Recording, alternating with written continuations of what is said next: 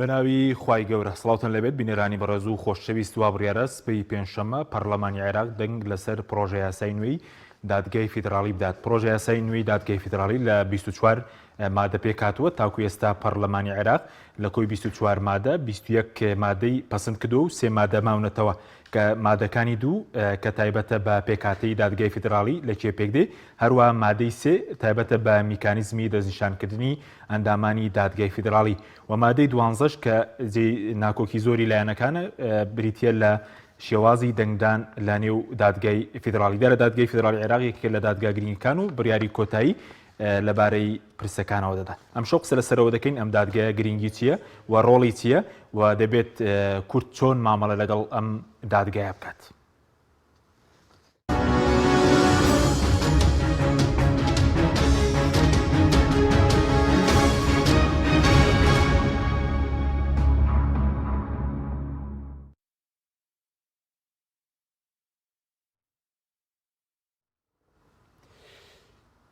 جارێکتر سڵاوتان لەبێت بینەرانی بەڕێز و خۆشەویست بۆ قسەکردن لەسەر ئەم پرسە میوانداری زۆر بەڕێز حاکم ڕزگار محەممەد ئەمین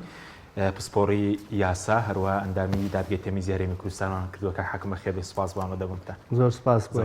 سپاس دەکەین. ئەگەر سەرەتا لەوە دەست پێ بکەین سەبارەت بە دادگای فیدراڵی چییە و ئەرک و دەسەڵاتەکانی ئەو دادگایەتی. دەستخۆشتان لە یەکەم بابەتەکەتان ئێستا گرنگە و بابەتی ڕۆژە دادگای اتحادی باڵا پێڵەن محکمەی اتحادی عولیا لە دەستور هاتووە لە دەستوری عێراق هاتووە دەستوری 2005 فەرعێکە یا فەرعی دوو هەمە لە دەسەڵاتی دادوەری ینی بەم مانایە محکمەی اتحادی بەشێکە لە دەسەڵاتی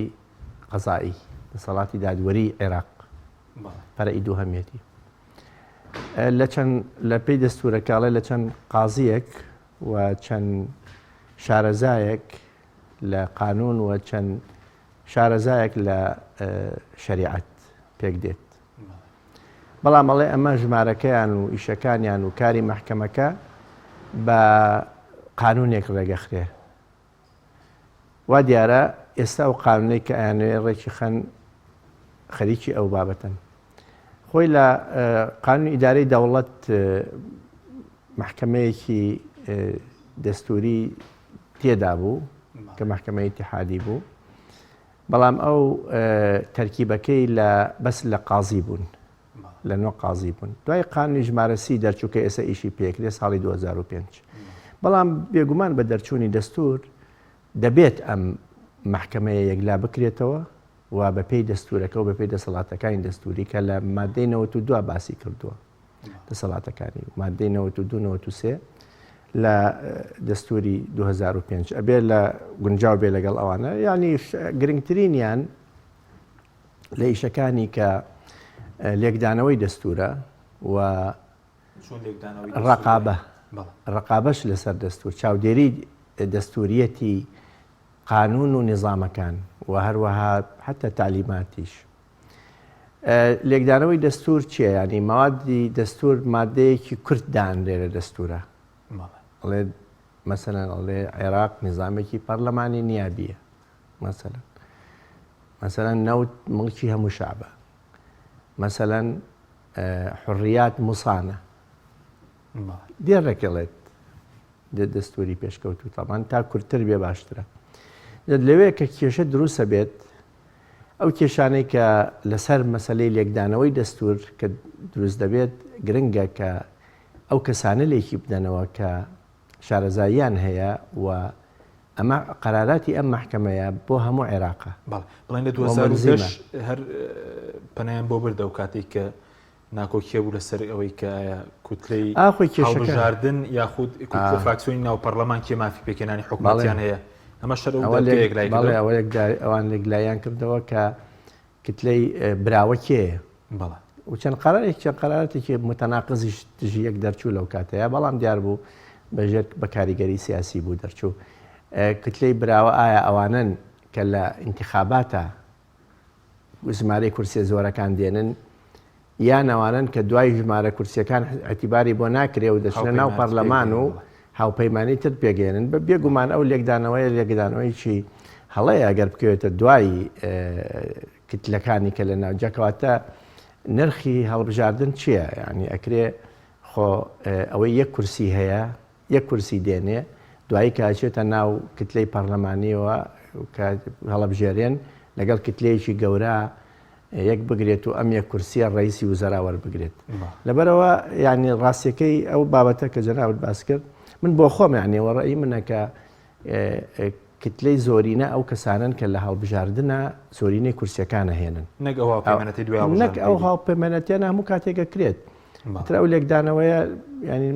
ئەوە ینی ڕێگەی لەسەر بکاتی خۆی ڕێی بەڵێ ڕێی محکەمەژی تر محتەرەمە ئاتی چۆنێک بێت ئەبێت ڕێزگیرە و ملزمیشە ئەو محکەمەیە دوای دینی سەردەسەڵاتەکانی تشی بەس ئەم محکەمەگەر بڕیار ئەو کێشانەی لە بینی حکوومەتی هەرێم و بینی محافظات و بینی حکوومەتی اتحادی و بینی خۆیان و بینی دەسەڵاتی قەزایی بینی اتحادی و بین دەسەڵاتی قەزایی لە هەرێمەکانە و لە محافظەتەکانی غێرە ئەوانەی کە تەنزیم نەکراون لە هەرێمە ئەمانە هەمووی لێکدانەوەکانی و فەسڵ ینی ئەم کێشەکانیان یەکلا ئاکاتەوە لایەک مەسەلەن کێشەی ئێستا کێشەی مەوادی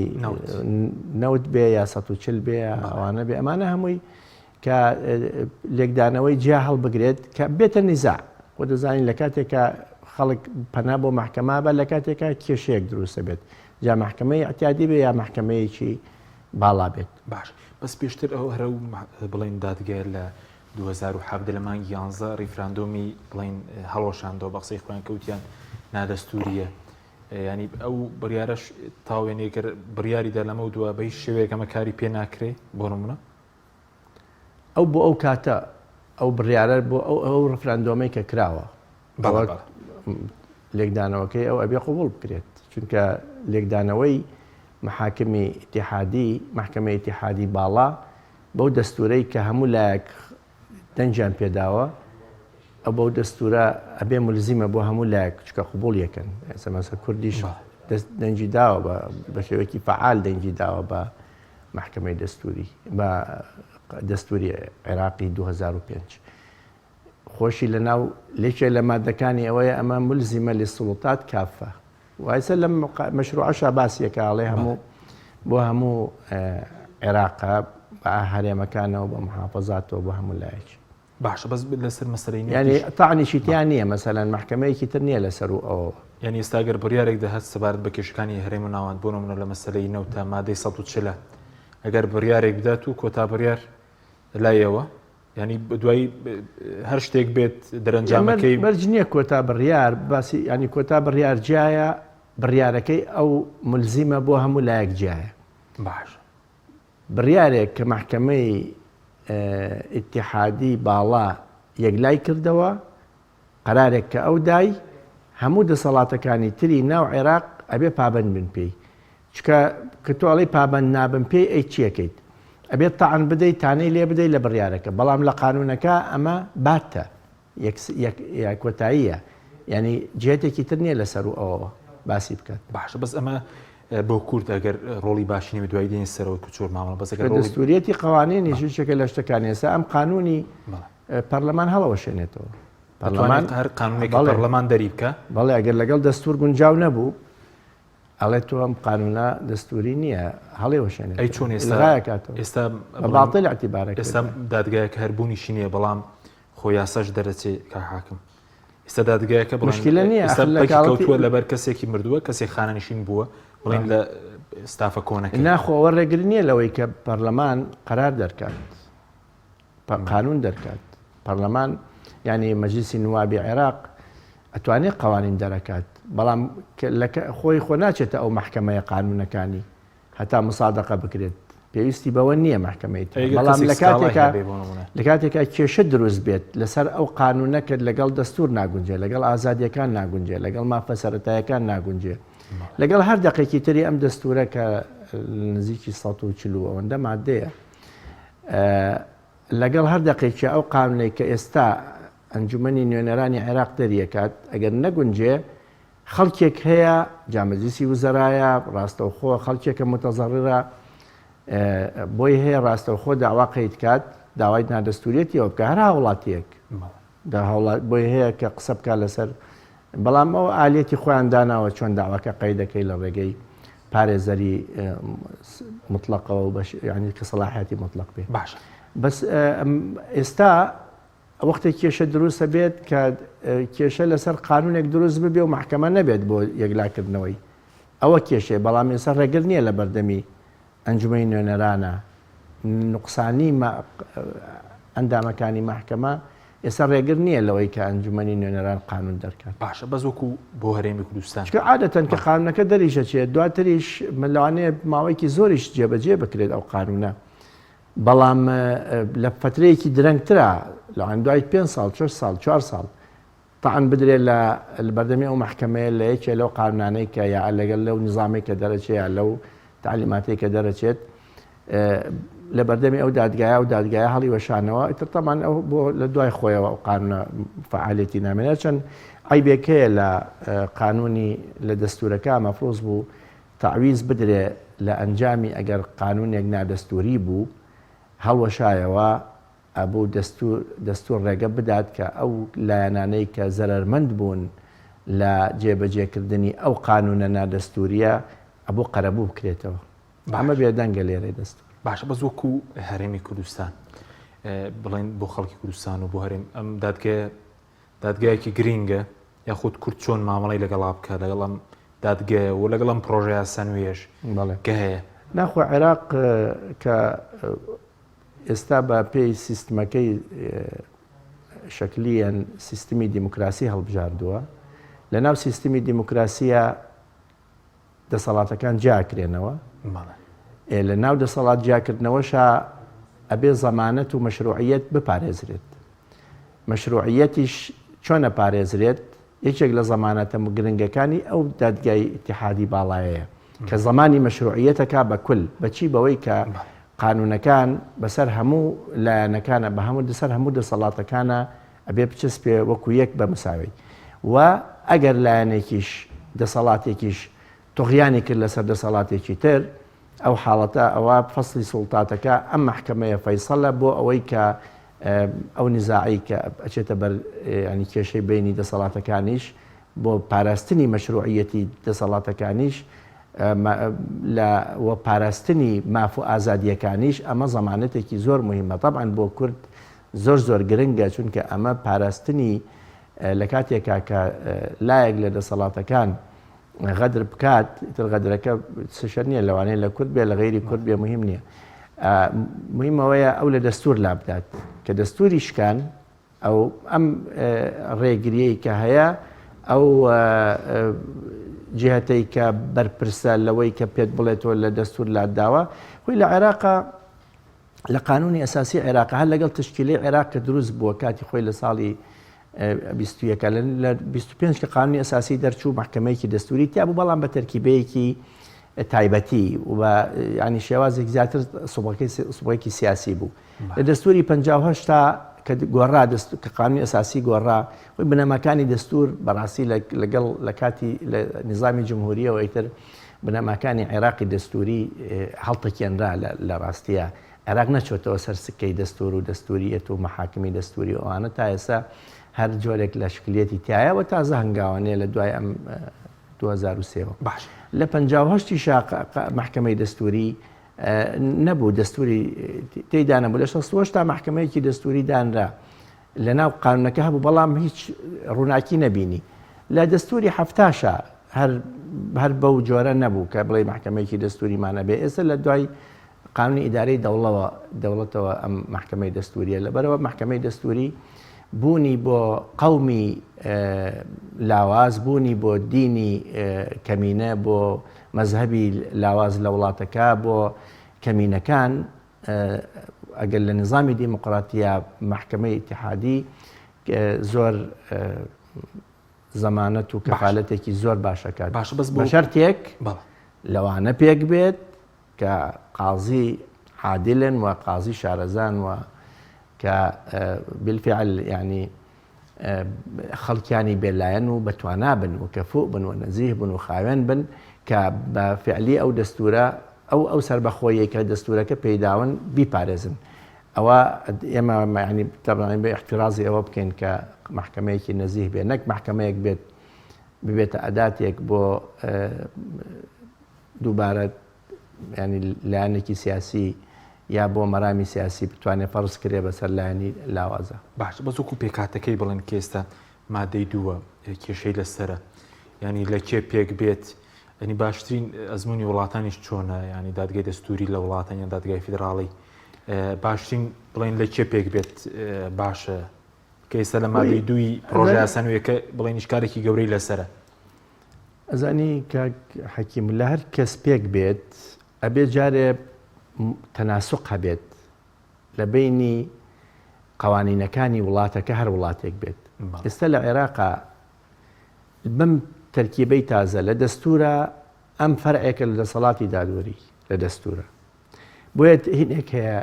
جۆرێک لە تەناقۆز هەیە لە مەسلەی تەرکیبەکە کە لە دەستورە باسییان کردووە. تەناقۆزەکە لە چه ڕوویەکەوە هەیە؟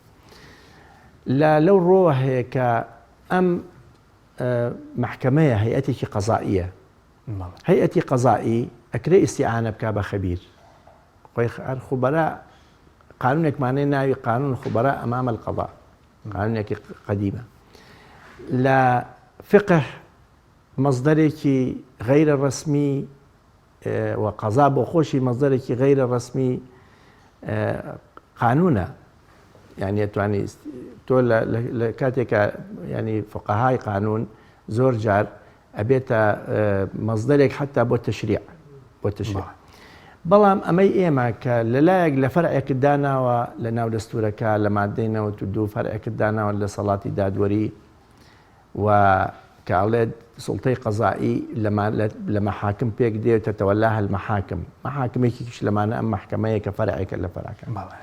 کە تۆ دێنیت فقەهای لەگەڵ تێکەڵ دەکەیت و خوبەرای لەگەڵ تێکەڵ دەکەیت ئەلێرە تەرکیبەکە لەگەڵ تەرکیبەی هەیئەی قەزائیە ناگونجێ، ئینا خۆی طەبیعیە بانایی بنێن مەجلیس. ئێستا لە فەڕەنسا مەجلیسی دەستوری هەیە، مەجلیسی دەستوری مەرجنی هەر قازیش بن، زۆری سیاسیەکانن ئەوان مەجلیسی دەستورین. مەسر متەئەسیرە بەوان مەجلیسی دەولەیە کە بوو بە مەجلیس ئیتر لە هەیئەی قەزایی دەرەچێ ئەتوانێت تەرکیبەکەی چۆنی تێکەڵاوەکەی تێکەڵاوی بکە. حتا مەسەرەن مەجلیسی قەزا، مەجلیسی قەزا کە لە ناو سوڵتەی قەزائیە کە ناود ناوە مەجلیس بەڕای من ئەکرێت لە غێری قازی بهێنێتە ناو مەجلیسەکەەوە. بەس بۆ دادگا نابێ وەکو دادگا؟ بۆ دادگا ناود ناوە هەیئە قەزائیە مستەقیلە. هەیئە قەزائیە مستەقیلە قازی شروطی خۆی هەیە کە تەعینیەکەی کۆمەڵی شروط هەیە. مەسەن لە عێراقا ئێمە کە باسیەکەین ڕەنگە لە دنیای شەهر کۆمەڵی شروطی تایبەتی هەیە ئەبێ پیا بڕوات کە ئەبێتە قازی حکم دەرەکات کە حکم دەرەکە کۆمەڵی مەرجی تیا هەیە. لە عێراق بینی ئەبێ چەند ساڵێک لە دوای ئەوەی کە لە کولیە قانون تەواوەکە لە کولیە قانون تەواوەکە ئەنجا ئەبێ چەند ساڵێک تەطبیقاتی هەبێ یا مەحامی بێ، دوایە چێتە مەعهەدی قەزایی 2 ساڵ مەعهەد قەزاییە خوێنێ. لە کوردستان هینەکەیان زۆر دوور و درێژ کردووە مدەی ئەوەی کە تەخەڕوجەکات پێویست نییە مادەی 8 ساڵیان داناوە، من نازانمیان لەکوێ هێناوە دوای دەچوون لە کۆلێژی یاسا. ئەوەی تەبانەویش چەند بازی قازی و لە مەجلیسی تەدوین و ئەوانە وەختی خۆی دایانە دوای 3 ساڵ لە عێراق وایە 3 ساڵ لە کولیە قانون تەخەڕوجەکەی دوای 3 ساڵ لە تەطبیقات یا لە مەحامات ئەتوانی بچی لەو مەعهەدە بخوێنیت دوایەوە بی بە قازی. دادوەریش سنفن پۆلپۆلە 4 پۆلی هەیە هەتا ئەگەیتە پۆلی 1 20 ساڵ دەوێت. من باسی ئەم زروفانەی ئێستا ناکەم، هەندێک کەس بە قەزا و قەدەر لە پڕێکە هەم بۆتە قازی بە قەزا و قەدەر هەم بۆتە بەرپرسایەتی گەورەی قەزائیشی وەرگرتووە هەر بە قەزا و قەدەر. ئەگەر بیخەیتە ناو فیلتەری دروستی قازیەتیەوە ئەو سنفەکانی و دوایی قازی ئەبێ لە سنفێک بۆ سنفێک 5 ساڵیەوێت. دوایی لەناو ئەم 5 ساڵە ئەبێت زۆرینەی بڕیارەکانی تەصدیق بوو بێت، خەتە ئیفاحیشی نەکرد بێت ینی پرۆسەیەکی قورسە تاوەکو قازیکی مشتەهید و ڕێکوپێک دروست دەکەیت بۆیە کە ئەم ناویان ناوە هەیئە قەزائیە لە ڕاستیە قورسە تۆ فقەها و خوبەرای باتیا بێت ئەوە تۆ مەجای تیان نییە مناقەشە ناتوانانی بکەیت لەوەی کە تەکوینی محکەمەکە ئێستا لە فقەهای ئیسلام و لە خوبەرای قانون پێک دێ طبعاً ئێمە هەموو لەژێر دەستی خوبەرای قانونە خوێندومان تەواو کردووە یعنی ئوستازی دەستوری ناتوانێت استیغنای لێ بکەی خۆخی کێشەیەکە بێت لە محکەمەکەیە تۆ بێ بگەڕێیتەوە بۆ مؤلفاتی مامۆستا دەستوریەکان ئەوە ناکرێتەوە مەسەلەمە بابی ئیسیهانە نییە بەعکسەوە ئەوە مامۆسایی ئێمە نەوانەی کە فەقیهن ئەوان بۆچوونەکانی ئەوان شەرحەکانی ئەوانن کە ئێمە ئیسیفادەی لەکەین و دوایی بەڵام ئەم شتانەی ئەوان ئەفکاری ئەوان زائیدن کە ئەبێ بە حکم لێرە مشکلەکە لە منطوقی حکومە کە تۆ حکم دەرەکەی کە حکومت دەرکردو هەیئەتی قەزایی بوو ئەو ئەکرێت مامۆسایەکی دەستوری دەرس بە قازی بڵێتەوە یعنی قازی خۆی ڕاستە خەبیرە لە مەجای ئیشەکەی خۆیان بێ خەبیری قانون بێ قازی خەبیری قانونە خۆی خەبیری قانونە بەڵام فەقیهی قانون و فەقیهی شەریعە هەندێک جار طبعاً قانونی عێراقی فقه و شەریعە بەڵام ئیتر ئەمێنێتەوە سەر مەسەلەی ئەوەی ئەو تەرکیبەی کە دایان ناوە مثلا لە ئەوەی کە ئەڵێ فقەهای شەریعە ئەوان لەگەڵ سەوابەتی ئیسلامە هەر ئەوانن بۆیان هەیە بڕیار دەرکەن ئەگەر ئەوان بڕیار دەرنەکەن ینی موافقەی لەسەر نەکرد ناکرێت ئەمە وەکووە دروست محکەمەیەکە دروستکەی لە ناو محکەمەکەیە ئەمن ینی منطقیان مەقبول نییە دوای سەوابەتی ئیسلام ئێمە نازانین ئایا غایەی دوور چییە لەوەی کە ئەم فەقیه ئەم فقەهانە دێن ئایا ئێستا عێراق بەرەو مەزهەبیە دەچێیان نا ئەمە مشکلەیەکە یعنی کە تۆ باسی سەوابەتی ئیسلام بکەیەوە لە باهینێک بە سوابەتم لەگەڵ یەکێک لە حیزبەکان کرد ئەندامێکی حیزبەکان وتم ئێوە ئەم حیزبانەیە کە حیزبی قەومین و حیزبی عیلمانین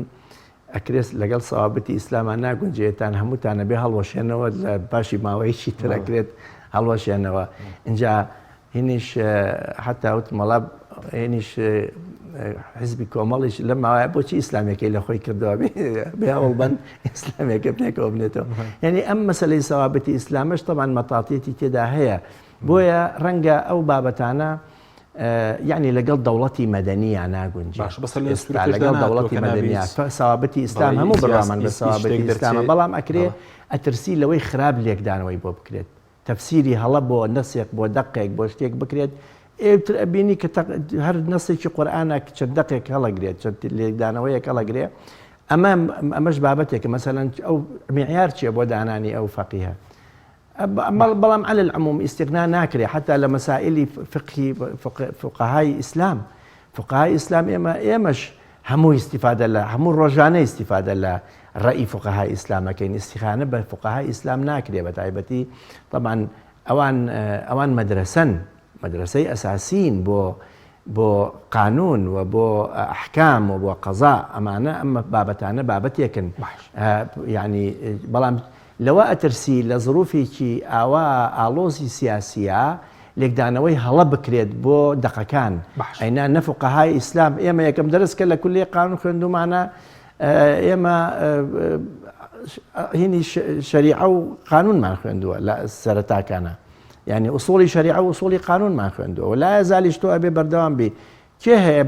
بێ بە قازێکی باش ئەگەر ئوسوڵی فقه نەزانێت هەر نابێ بە قازی باش ئەگەر منطق نەزانێت زۆر باشە بەس سەبارەت بەڵام باشداریکردن لە حکومە دراوەتە قازی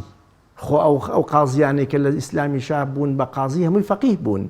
بەڵام کە تەولیەی قەزایان پێدراوە ئیتر ناویان بۆتە قازی ئەوان ئیلزامیەتی هەیە حکومەکەیان ئیلزامی هەیە ئەم ئیلزامیەتە بینی خەبیر بینی فەقیه بینی قازی ئەمە ئەبێ معالەجە بکرێ و لە ناو محکەمەکەشە لە ناو دەستورەکەشە بە هەیئەی قەزایی دایناوە شەڵە نایب نایە مەجلیسێکە و مەجلیسی دەولەی ناوانێ مەجلیسی دەستوری ناوانێ هەر مەجلیسێکی ناوانێ بەزێک خۆبەڕایەکەش نەبن ئەو دادگایە دەتوانێت شتێک دەرکات پێچوانی شەریعەت بچووکە لە بڵین هەر لە مادە دەستوریەکە ناتوە کە نابێت ژنە گۆڕەکانی ئیسلامی نەخێر خۆی کوێکە دەوڵەتی عێراق بە حیاتی دەوڵەتێکی دینی نەبوو عێراق لە ڕاستیە یعنی نازم بس ئیتر ئەمە ینی فقەهای ینی و شارەزایانی ئەوان مسایرەی وەزعیان کردووە کە دەوڵەتێکی مەدەنی فەرقی هەیە مەعزێ مەسائل هەیە ئێستا تۆ بێنیت ینی دەوڵەتی مەدەنی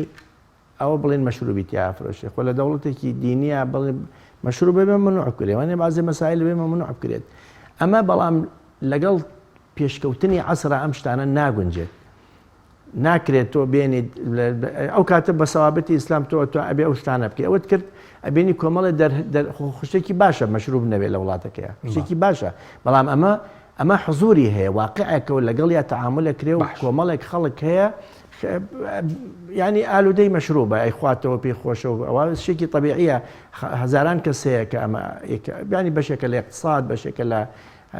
تەکوینی کۆمەڵایەتی بەڵام ئەم بابەتانە ینی کە مەسلەی کە بوو بە حکم ڕوبەڕووی قازی کراوەتەوە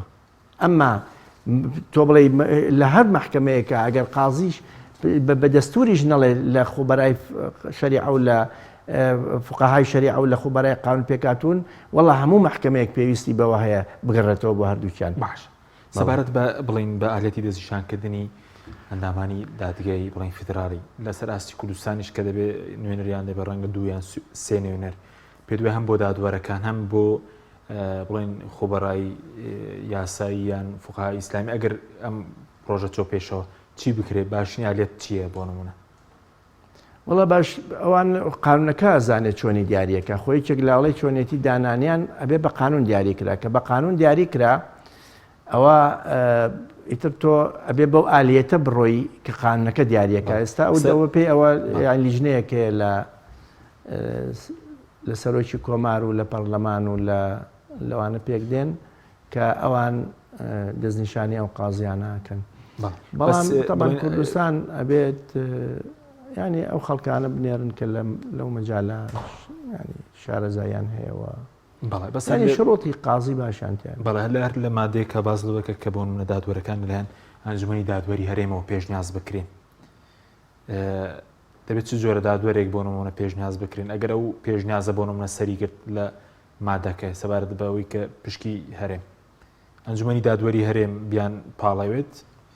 وڵا کاکە ئەم خۆی ینی لە ڕاستیە بۆ قازی محکەمەی ئیتیحادی ئەبێ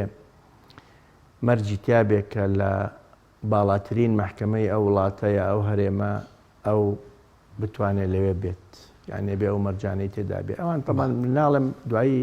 قانونەکە جیاکاتەوە بەس ئەبێت بە بۆچوونی من ینی هەم کەسێک بێت معروف بێ بە نەزاهەت و بە خاوێنی و بە ئیستقلالیەت و بە پاراستنی ئیستقلالیەت و خەڵکێکی شکامە زۆری ئەم محکەمەیە هەر بە تەنها محکەمەیەکی قانونی صرف نییە محکەمەیەکە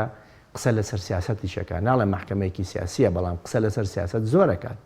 چکە لێکدانەوەی دەستور و ڕقابە لەسەر دەستوریەتی قوانین و ئەو ئەنزیمە و منازعات کە دروستە بێت ڕاستی کێشەی سیاسی لێکەوێتەوە لەم کێشمان کێشەی کە هەیە هەر ئەوە نییە مە پێ قانونی مەدەنی حکومدا پێ قانونی عقوبات بۆیە ئەبێ لە قانونە شارەزایەکی باشی هەبێت و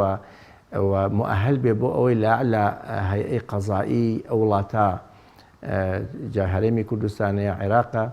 یا هەر شوێنێکی ترە بەنسبەت محکەمەی دەستوریەوە ئەبێت لەو قازیانە عادەتەن لەوانە دانێن و ئەو صفاتانەی تریش کە لە هەر قازیەکە تەمان ئەو مەسالەی نەزاهەت و کەفاعەتۆمانە بۆ هەر قازیەک پێویستە چونکە قازی کە بەتەکا لە کێشەی خەڵکا بێت ئەو لایەنانەی لێبوو بێتەوە ئەو مەسائلانەی تجاوز کردی بێ بەڵام خیبرەش تەبان گرنگە ئینسان قازی بە خیبرە ساڵ بۆ ساڵ چەند خیبرەی زیاتر هەبێت شارەزایی زیاتر هەبێت ئەتوانێت لێکدانەوەی بۆ دەقەکان لێکدانەوەی بۆ ئەحداسەکان جوانتر و خەمڵاوترە بێت. سپاس دەکەم ناوبڕێکمان هەیە دەگەڕێمە وڵاتان بەڵێ بینەرانی بەڕێز ناوبڕێکی کورت و دەگەڕێنە وڵاتان لەگەڵ ماڵمێنمان. تۆپ ئارت تاکە بریکاری تۆڕی میدیایی کۆمەڵ بۆ بەرهەمهێنان و بڵاوکردنەوەی ڕێکلام.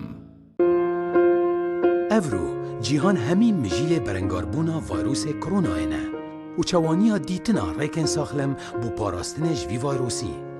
Li kompanya Paşa Baxçe û bû cara êkel cîhanê بەشێک بناوێ وی بلۆک هاتە دانان بۆ چێکردنا هەمی جوورێن ئامانên شیشەی یên تەندروستی ji bo parastineka baştir û saxlemtir bû hewa û xêzanên hewa. Vî blok ev sîstemê pêşkeftî nahêlît çi bakteriya yan vayrosên xerab ev şîşeyê ve bimînin. Pirêka kompanya Alton Oz hîndeşên vî cûrê amanên şîşeyê bi destxwe ve bînin. Bitinê peywendiyê bikin bû pitir pêzanînan. Kompanya Alton Oz zaxo komelgeha bazirganî. سێمین فێستیڤاڵی بەهار گەورەترین بازاڕی شار. کۆمپانیای ئەتڵەس لەسیل باوکاری ژووری بازرگانی و پیشەسازی سلێمانی بە بەشداری چەندین کۆمپانیا سێمین فێستیڤاڵی بەهار ڕێک دەخا لە 1-4 هەتا 4 لە پێشەنگای نێودەوڵەتی سلێمانی پێشوازی لا وڵاتیان دەکا. لە سێمین فێستیڤاڵی بەهار کۆمپانیا و خاوەنکاران دەتوانن ڕاستەوخۆ مامەڵە بکەن لەگەڵ کڕیار. لەگەڵ پێشکەشکردنی خەڵاتێکی ناوازە و گەورە لە ئۆتۆمبیلی 0 کیلۆمەتری 2021 لە کۆتا ڕۆژی فێستیڤاڵی بەهار.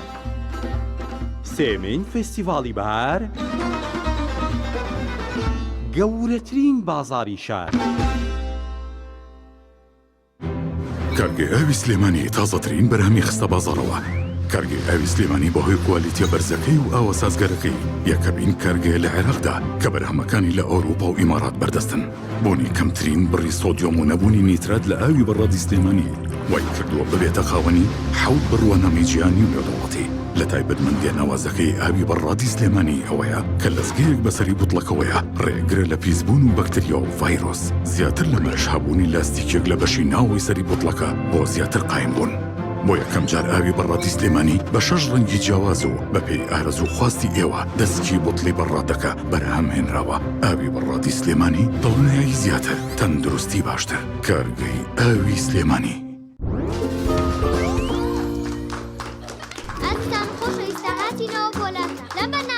خۆشترین و باشترین جە بە ساڵ دەبژێرین سەرەتاش لە بەشداربووی دەستە شەفمانەوە دەست پێەکەین پرسیاری یەکەممان دەڵێت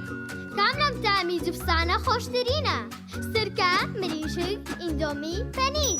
ئیندۆمی وەڵامەکە زۆر ڕاستە ئێستا دەچینە لای بەشداربووی دەستە ڕاست پرسیاری دووەممان دەڵێت کام جۆری جبس منداڵە زیاتر ئارەزووی دەکەن سەدڵ، کیسە، خێزانی هەمویان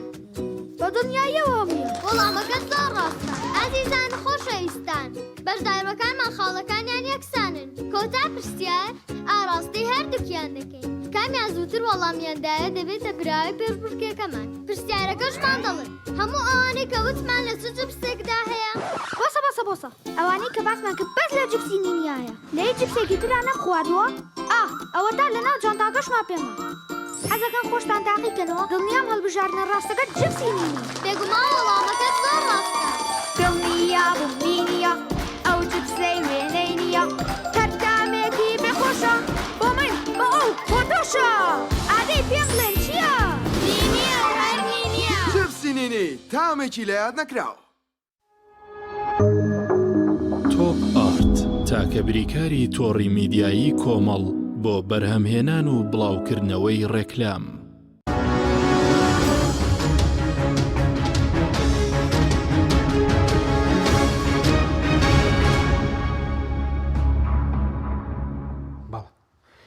جارێکتر سڵاوتان لەوێت بینێرانی بەڕێز کاک حەکەم گەرم وڵای بەڕێز سەبارەت بە مەسەلەی ئەوەی کێستە ناکۆکی لەسەر مادەی 12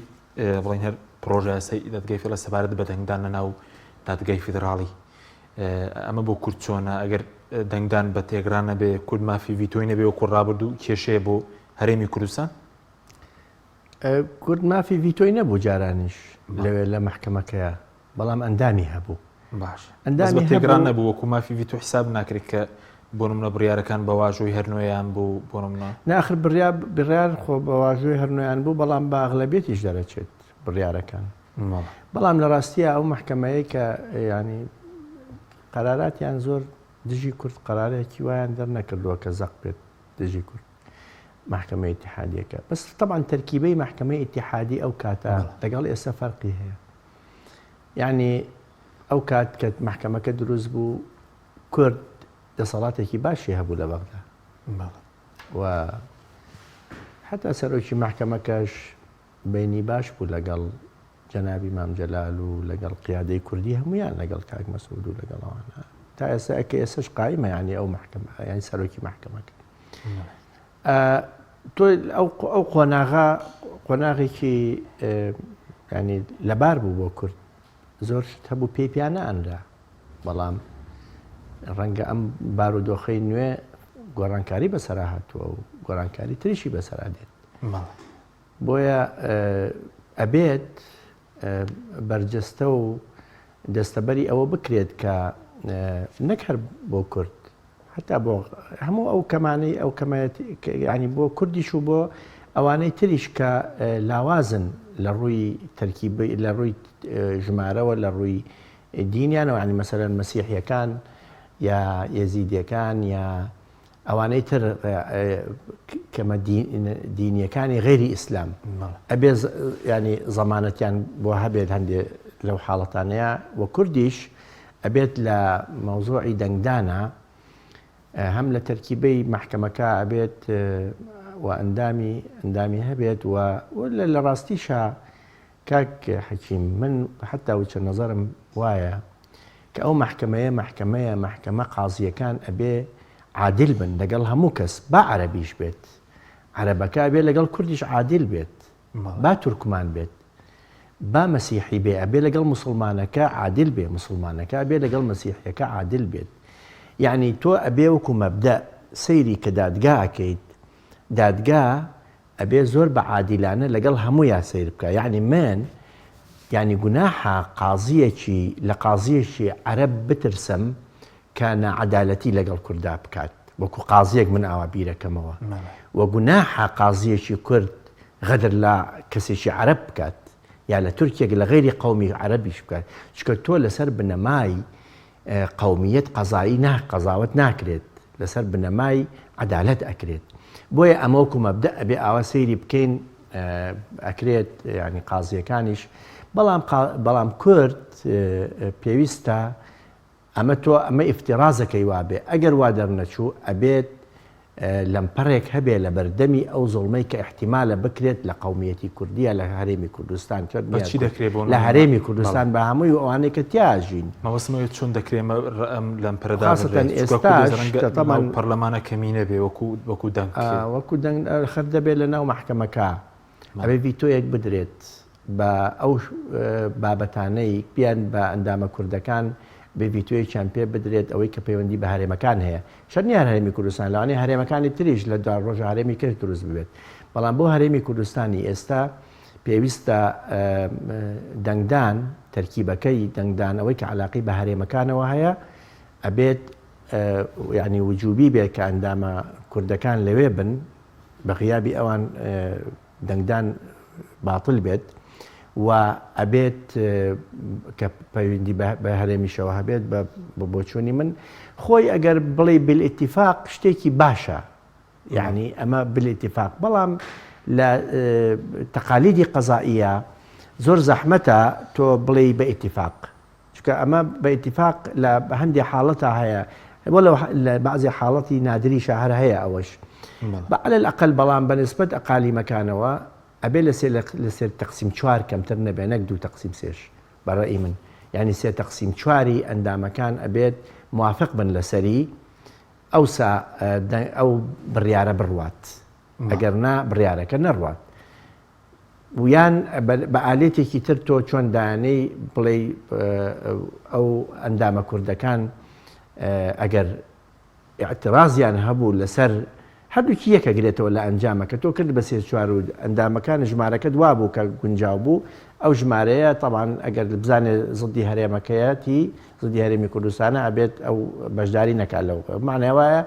یان حەقی ڤیتۆی هەبێ ناوی بنێ ڤیتۆی ناوانەی کاوێکی چۆن ێستا لە مەجلیسی ئەمنە 5 ئەندامی مەجلیسی ئەنجومەنی ئاسایشی نێودەوڵەتی 5یان ئەتوان هەر بڕیارێک ڕابگرن ئەو یا ئەوەتە ئەو ئەندامی هەرێمەکان یا حەقیان هەبێت ڕای بگرن یان ئەو نسبەدا بنێن نیسابێکی تایبەتی دا بنێن بەوەی کە خاص بێ بە هەرێمەکانەوە بۆ چونی من لە 3/4 ینی گونجاوە کە 3/4 ئەبێت ئەو هەموو ئەندامەکان کە بەشدارن لە باش. تەسویتا ئەبێت لەوێ بە هەم حاضر بن حزوریان هەبێت ئەندامەکانی هەرێمەکان کە کوردەکان بن و هەم ئەبێ لە سەر چواری دەنگدانیش ینی تۆ ئەشکرێ خۆ کەسێکی کورد لەوێ بێ ئەکرێ زۆر دۆستایەتێکی باش بکات لەگەڵ ئەندامەکانی تر ئەندامی دادگاکانی تر ینی ئەندامەکانی تر با لە قەومێتی بەس پێ دوێ ئەمجارە ئەوەی کەویستی کووردە بڵین کرە چێ بۆ ئەوێ ئەمجارشە لەسەر بنەمای حیزبی بێ یاخود ئەمجارە خۆڕ ناکرێەوە کوڕابردیان خەڵکانی دەست پاک یان بێلانی وەکو بەڕێز و خەڵکی تر بنێرن وڵی تر هیوادارم خەڵکی کەفۆ بچێت ئەمە چۆنە بێ نازانم پیا ناتوانێت ینی وەرەقەکان بخوێنێتەوە دوای ئەو کاتە ڕەخ نەمانە بێ ئەگەر بۆ تاریقەیە نەبوو کە خزمەتی ینی کوردستان بکات حتمما خەڵکی حەقیەیە ڕەخ نەبگرێت. باش کاتمە زۆر کەم بۆ سەبارەت بە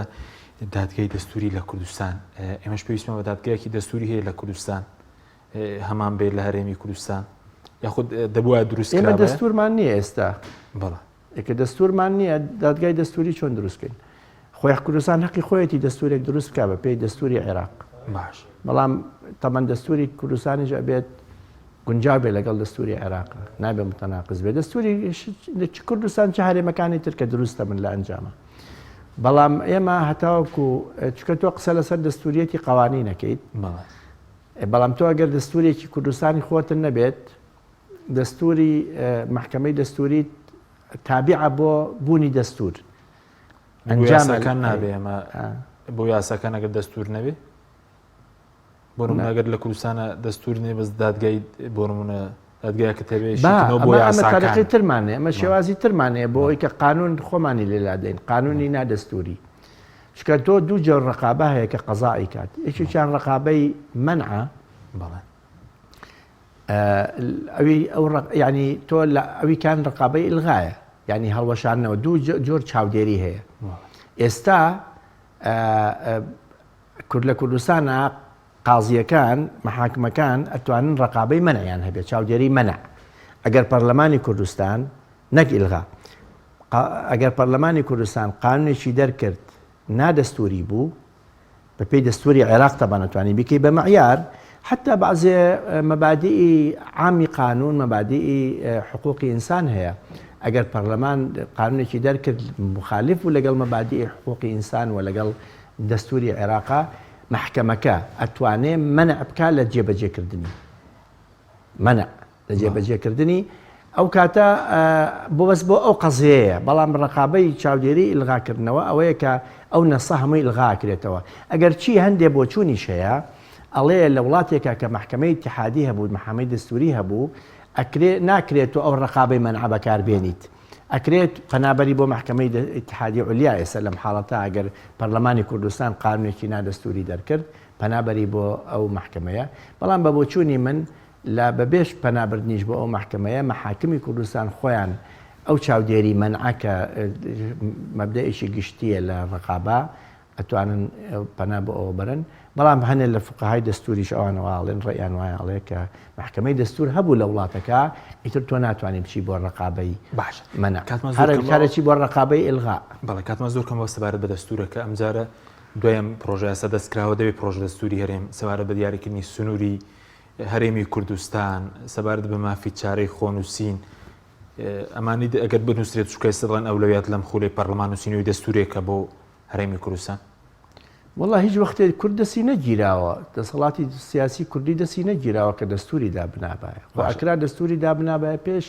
2003 یعنی هەر لە 92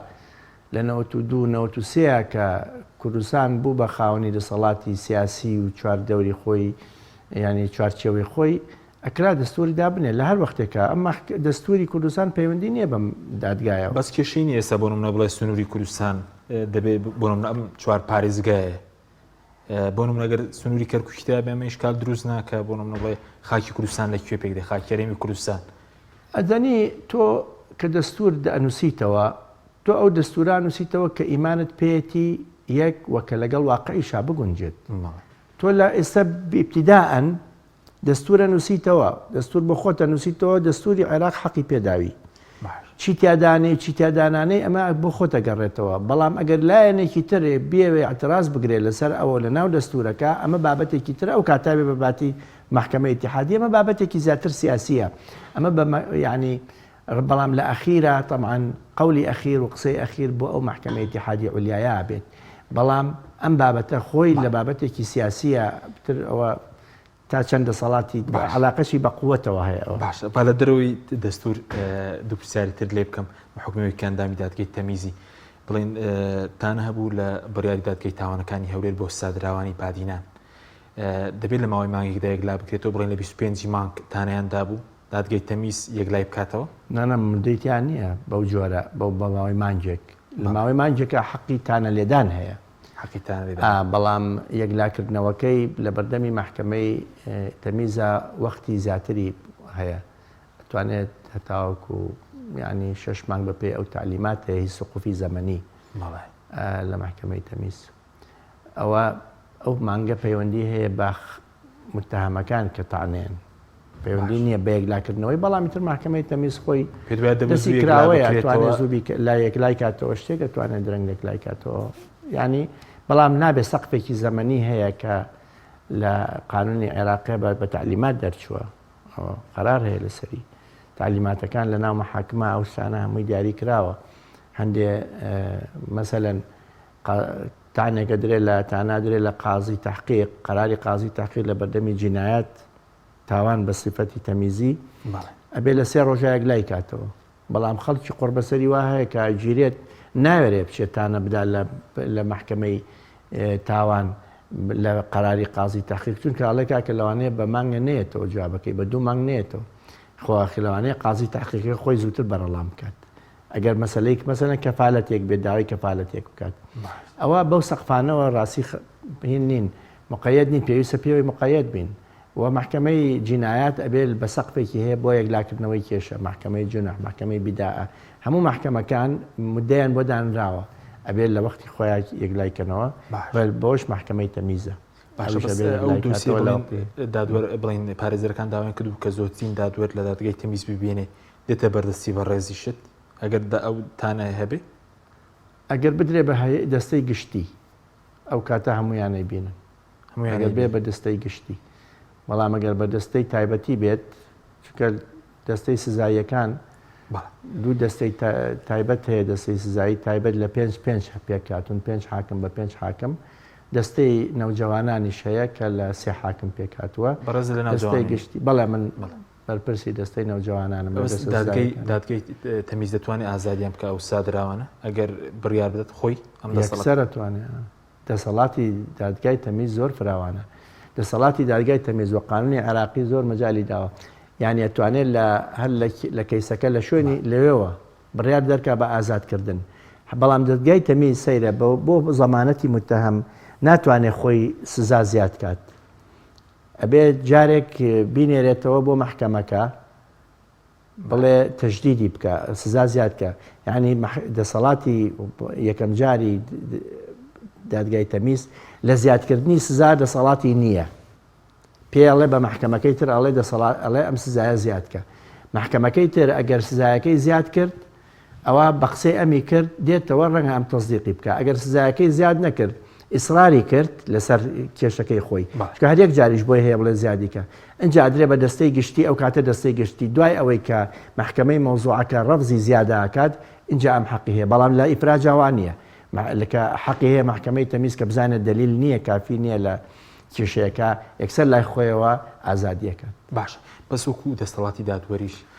بڕێست پێش چاپێکردنی کردبوو باسەوە کردو کە دۆخی دادوەری لە کوردستان لە خراپترین ئاسیدا ئێستا بەڵێ بۆچی یەک بە کورتی ئەگەر پێمان بڵێیت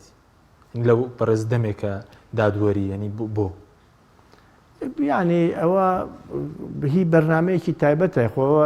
ئێمە کە قسەمان لەسەر کردووە پێشتریش ڕەنگە بە دوو دێر نەتوانی بەڵام کە دەستگای دادوەری متمانەی وردە لاواز بوو لە بەرامبەر خەڵکیە ئەوە مانەوە لە دۆخێکی خراپدایە یان کێشەکان ئەگەر لا طبعا ئەمە ناتوانین تعمیمیکەین بەسەر هەموو قازیەکە چونکە لە ناو قازیەکانە فەرق قێوار محکمەیە جیاوازە لە محکمەیەکی تر بڕیارەکان یعنی یەک غورفە نییە لە یەک محکەما دەرچێ و تەواو لەبەرەوە قازی وا هەیە بە باشی ئیشەکە و بە بێلایەنانە ئیشەکە بەڵام قازی واش هەیە بێلایەن نییە ئێمە بەڵام بەگشتی بە تۆ تاڵەگەر کۆی کەیتەوە من بۆ خۆم لەباری لە وەزعی دادوەری ناڕازیم و پێویستە شۆڕشێک بکرێت لە باری دادوەریە ینی شۆڕش بەمانای سەوریەکانی ئەوانە ناکە هەموو شتی هەڵتەکێنی نا بەمانای گۆڕانکاریەکی نەوعی لە شێوەی خێرا و بازداندا. باشە بەس تۆ لەسەدەمی بڵێن لەسەدەمی باسیش خراپترە دۆخەکە جا ئێمە بۆ مقارنەی خراپ بە خراپ بکەین ئێمە قیاس نابێ بکەین من بۆچی خۆم قیاس بکەم بە زەمە پێش 40 ساڵ 50 ساڵ پێش ئێستا نەخێر ئەو کاتیش